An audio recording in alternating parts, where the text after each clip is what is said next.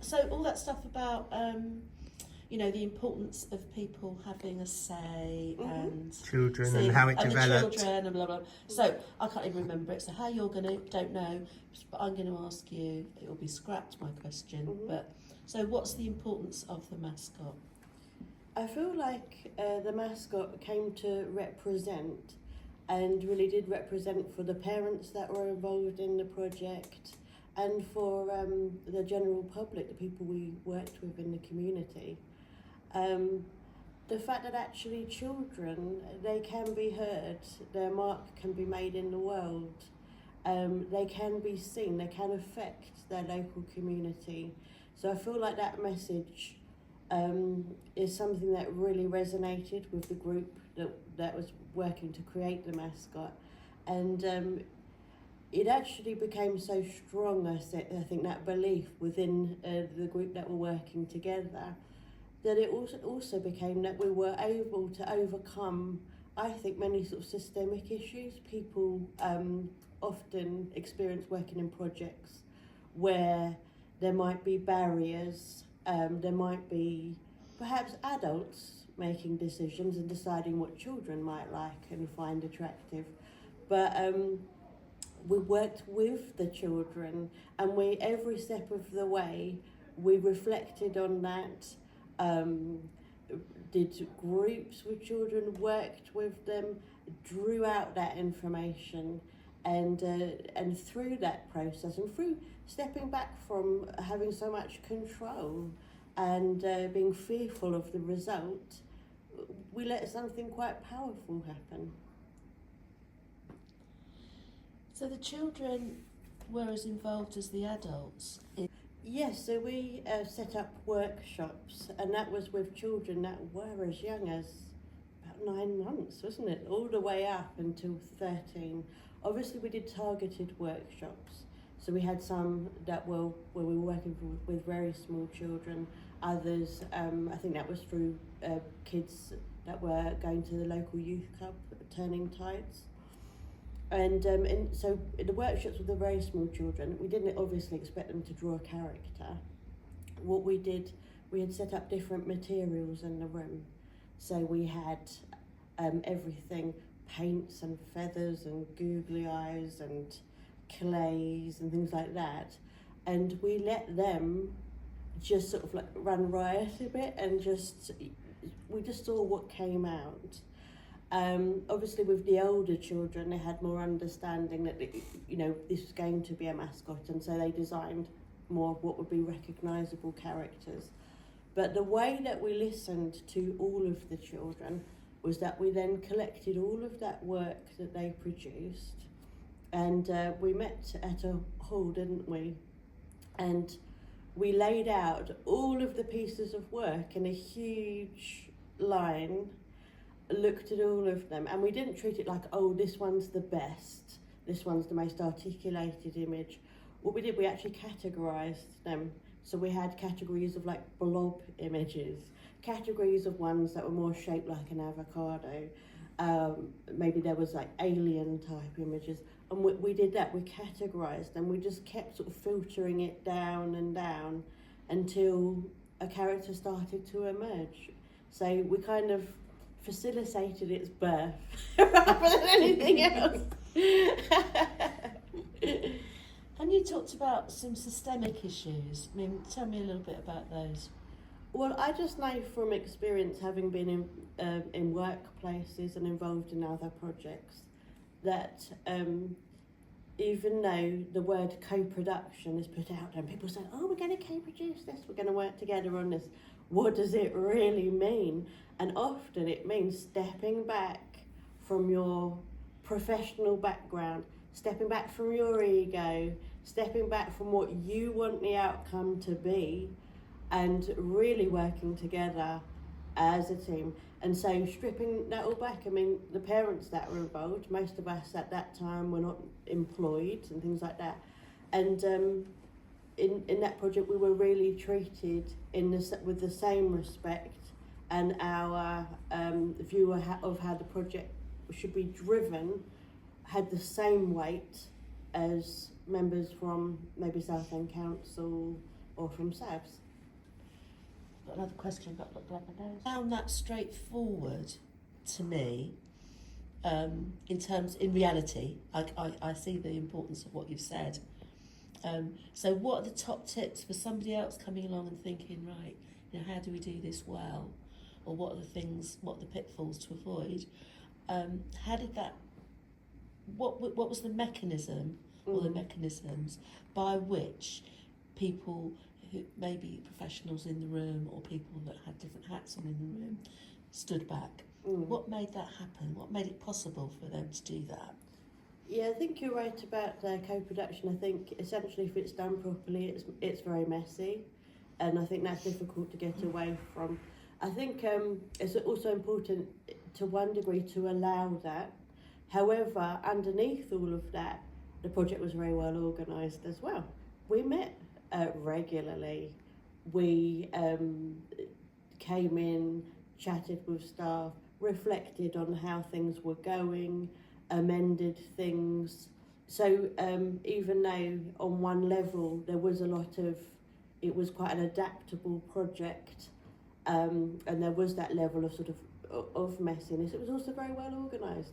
And we actually tested our ideas a lot. So that's the other thing that I would say. We didn't, you can also get something called groupthink, can't you? Where you start to think that what you're doing is all fantastic in the room you're in. Does the general public even like it? So we also then questioned about when it would be appropriate to start testing the designs and the ideas. We took the designs to the Focal Point Gallery, it was to the Royals, wasn't it, as well? And we had several ideas for a mascot, and we started talking to people, which one, do you feel would be appropriate? And so you keep testing, reflecting, going back, amending, and it's that process. But we did it all along the way, so from the design through the choice of colours. So the children even selected those, and we used that same process of allowing children to colour the design, and again filtering it through to the final design. And we did it with the name as well, so every single step we tested. But that's what I said, there's no, I would also say as a tip, there isn't one single way of doing these things. I really believe it's everybody loving the project that makes a huge difference. And I know that's, I don't know, if you love it and everyone's on board, it will happen and it will have power. So children, what did the children think about it in the end? Did you take it back to them and say? Yeah, so children were in it all along. So even through to because we had a local mum who was also involved in A Better Start, who happened to be a costume designer, and we got her on board to design the mascot costume. And again, the children were involved in that as well. So of what I remember with children, they all remember it with great affection. There's children that remember that they decided on a particular colour that was used, or they chose what came out to be the final mascot. I've got a friend whose son actually said that he was willing to parade down Southend High Street over it and dress up as the mascot. And this is a kid that was really socially isolated, actually. I thought, wow, yeah. He was willing to kind of go to those lengths, which I thought was amazing, yeah.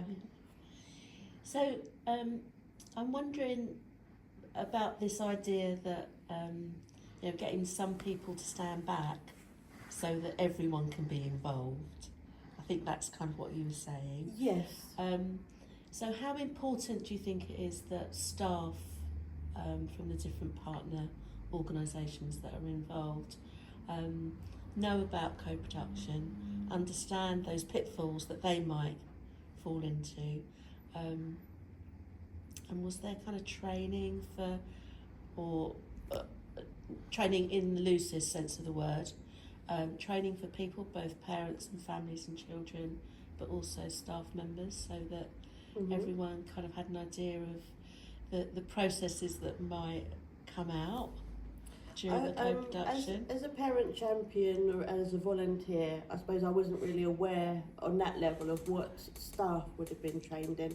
I've got no doubt that they would have been trained in co-production, and I believe that's very important, because otherwise services, when they run projects, very often just will create more of the same. If you apply assumptions, apply your professional background and your template, you will create more of the same. And that goes with logos and design as well. People will often think, oh, you know, children like superheroes, it has to have a cape. But actually, how many do we have of those in Marvel and things? So it's okay to let it be a different character, you know, that's okay. So, and I think, yeah, professionals, we all do that, get kind of, we want it to be this, or it needs to represent this, but what does it mean to people? I also think it's okay to recognise that the understanding of co-production will evolve over time, and that actually, you know, you don't go into it and go, right, this is exactly what co-production means and it's always going to stay this way. I think having that culture of, well, let's talk about it, and actually if something hasn't worked so well, how can we reflect, how can we adapt, how can we change? And I think that's been a running theme, and I think trying to embed that in everything you do, I think, has been really important. Brilliant. So, you said some really wonderful things about what's gone well. If you were starting off again, going back 10 years, what would you do differently? Oh, If anything. Interesting question. If anything. Can I Around just say, co-production. yeah, because just the context of that is, obviously this is useful for the future, anybody who wants to, and so it's really useful to think, if I did this a bit, you know, that's our thinking behind that. So I mean, I can think of one thing, which is, it's obviously with a Better Start, they ran loads of projects, and I remember being involved in some where it felt like I was taken on in that particular instance as more like a so-called expert by experience. You know, I've got a son with autism, and I would be speaking about maybe special needs and things like that. But sometimes I felt like I would my bleeding heart would have been open. I would have said a load of uncomfortable things, and then sometimes after the meeting you didn't hear back,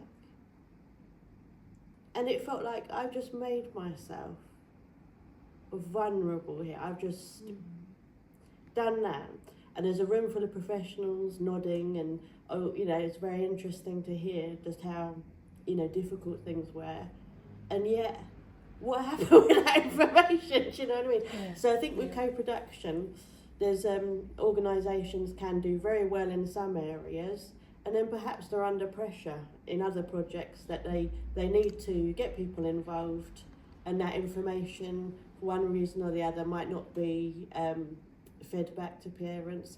So do you think that it is to really do it is such a learning curve for everyone, but it's all right to get it wrong? And I think pretty much every day that's what we all do. You know, I'm working now. I try to apply co-production and know absolutely how difficult it is as well. I think sometimes really thinking about how accessible it is to people, and the idea that, one parent perspective is that particular perspective. They can't represent and speak for all parents, because all of our experiences are so different. So actually, the more you can make it possible for people to contribute, the more you capture those different experiences and perspectives and feelings. And I think that then helps to make something really strong and really suitable and appropriate for that wider audience. But it's about kind of really thinking, it's not just, we've got a parent on the list, that's our token person done. Yeah. How can we really make sure we're understanding people's different experiences and what that needs to bring to co-production, I think. And how do you make that happen? I do think one thing that's been really positive is the relationships that we've had with the team who work with parent champions, and how very understanding everyone always is of, you know, when you can help and get involved, fantastic, we'll do what we can make that happen. We can look at, you know, what's going to be flexible. Is it, you know, you can join a particular meeting online if it's just too difficult to get out of the house with the kids and everything else. And things like having creche, that's made a huge difference as well. But also that not kind of having pressure of, you know, if you can't commit to every single week, you know, that's fine. Give what you can give when you can, and when you can't, that's fine to step back, and when you're more able to join in again. And I think the relationships with the team and knowing the parent champions really well in our different kind of situations has really helped with that. And it's meant that actually throughout things we have had lots of different parents with lots of different experiences get involved in different things. You know, there are some people that tend to pop up more than others just because that's their capacity, but it hasn't always been the same people working on every project, and that's given us a really nice kind of broad set of experiences, which I think has been really nice. And is there a mechanism for making sure that families who might not be able to be in the room for whatever reason get to know about what's going on and decisions that are being made? Was there anything, was that part of it? I mean, I think so. I think communication, whatever kind of organisation you're in, will always be a bit of a challenge, and to the person who one day cracks that, they'll, you know, be a very rich person. But I think the team have really done their best to try and have conversations and say, well, actually, you know, what can you do, and is it easier if we do things like this? Would you like emails to summarise things, share things via WhatsApp? And I know that's what we've used a lot, because lots of people kind of said, actually, that really works for me, and it's easy to kind of engage with on the go. But I think there's definitely been an openness in terms of being able to say, actually, this is, you know, can you just call me afterwards and tell me about what's been discussed, or, you know, can you just pop the notes in the WhatsApp chat? And there's been real openness for how can we best keep you informed. And I think there's real recognition that it is very difficult for people to kind of stay involved all the time and catch up on messages and other things. But I think there's been a genuine effort to try and make it so it works for people, and, you know, is kind of adaptable to people's different situations and what they're able to engage with. In terms of making all of those processes happen, a kind of an understanding from the professional perspective of this is where we know we need to get to, and these are kind of the stages that we need to happen. But rather than it being very directed and guided, it's more facilitated to kind of, okay, we need to think about this. What would you like to do? Have you got any ideas about how we can approach this? And all of those questions and things are very open, rather than kind of a, you know, now we need to decide on this, you go and decide about this. It's very, how shall we do it? And they know the end point that we need to reach, but in terms of what that journey looks like, that has been very open. Yeah. And that's a really nice element of co-production. Otherwise it feels a bit like, here are some things that are already decided and you just pick one, and that's not really what it's all about. It's the process and the journey being decided together as well. Absolutely. Yeah. So in terms, remember this won't be in the film, but in terms of the team around you, like the professionals and people that are getting paid to kind of do some of this, I was thinking more about making sure that you've got a room, that you've got a creche, that you've got some publicity, like people, whatever that might mean, whether it's a WhatsApp thing or I mean, is all of that really important, that you've got all of this work going on around you? Or do you think that the parents and the families themselves can take on that role as well? Oh, I think that's an interesting question. I think, in my experience, creche has been amazing. I could not speak more highly of creche. I think it's been a really positive experience with my children, and in terms of kind of preparing them for educational settings, I think that's been really good. But it's been really nice as well to kind of say, well, actually, this is something that I just need to concentrate on this conversation a little bit, and knowing that my children are safe and they're being looked after by someone else, so I can properly engage with that. I think that's made a big difference for me. Yeah, and that's been really nice. That's definitely allowed me to engage more in certain projects that I wouldn't necessarily be able to in the same way if I'd still had kind of half an eye on an ear and what was going on in the corner of the room with them. Yeah. You know, I can't do it without this. Is there a way that you can help me make that happen? And then they go away and work their magic, and we can, and it's amazing. Which I'm not. They relate, but I'm not sure how closely. So I was just thinking about co-production again, just from a slightly different angle, which is, I think very often when you're on a project and you as the professional know what your outcome should be, you sort of very much go from that angle. And I think because there's pressures on people to reach targets and to provide a logical process for how they're working towards an outcome. But I think sometimes those processes can stifle the project. So actually me and Michelle were just talking about a project you had with the dads, where the dads were meeting at Astro City, the local arcade place. And sometimes it's doing groups with people where you actually allow them to have fun, where they actually grow trust in what you have to offer. And I just think it's so undervalued, just letting people have fun and enjoy. As a process and as a way of getting people engaged in co-production. I think that's one aspect that's missing very often. The other thing I think that used to come up with a lot with co-produced meetings was people saying, "Oh, how do we find these people? How do we find people in diverse communities?" I thought, well, they're out there. Come out of the office, you'll find them. It was like, it's not hard, you don't need a bird watching manual. You know, these people are, so it seemed to mystify people in lots of council meetings where, I don't know, whatever community, we think, well, out there, that's where you need to go. It never felt like people were almost allowed. I don't know what that was about. Almost like not quite understanding the importance of those relationships and having time for the team to build sort of trust and understanding and all of that with people. And I think it does take time, but it's worth that time in the beginning, because then it really pays off in the end. And I know it's not easy to kind of quickly develop those relationships overnight, but having the right people in place to build those positive relationships with the community, to be there, to be friendly and supportive and accessible, I think that makes such a difference. Definitely. Lee? I would say that when I first became involved in being a parent champion, again, we were saying about this at the beginning, how you don't realise where you're at necessarily at the time. But I would say that I was going through a really quite tough time.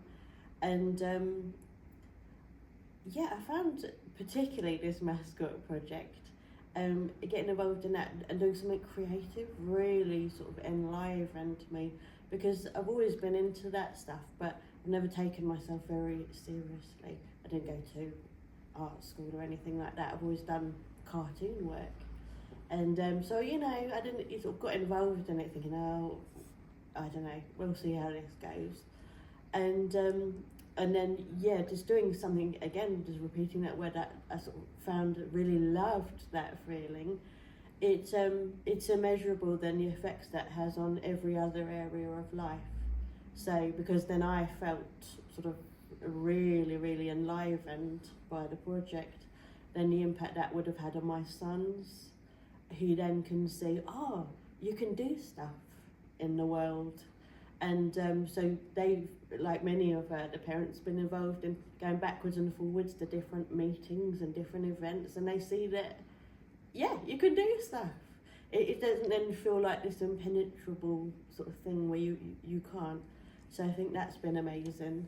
So definitely it would have lifted me from a sort of, I kind of, when I was low, just felt like I'm just not going to speak. That life is actually a lot easier if I just say nothing. That's actually how I felt, that was better. And so, it obviously has helped me to regain a voice. Great. I love that. And I think actually, even though everyone's experience will be a little bit different, I think lots of us would have very similar Mm. stories around that same kind of theme about what a difference it's made. And I've never been an overly confident person, and then I had my first son, and kind of the responsibility, all of that, and thinking, I don't know, I'm now responsible for this little person, and what am I going to do? And I'm going to do a terrible job, and oh my goodness, what have I got myself into?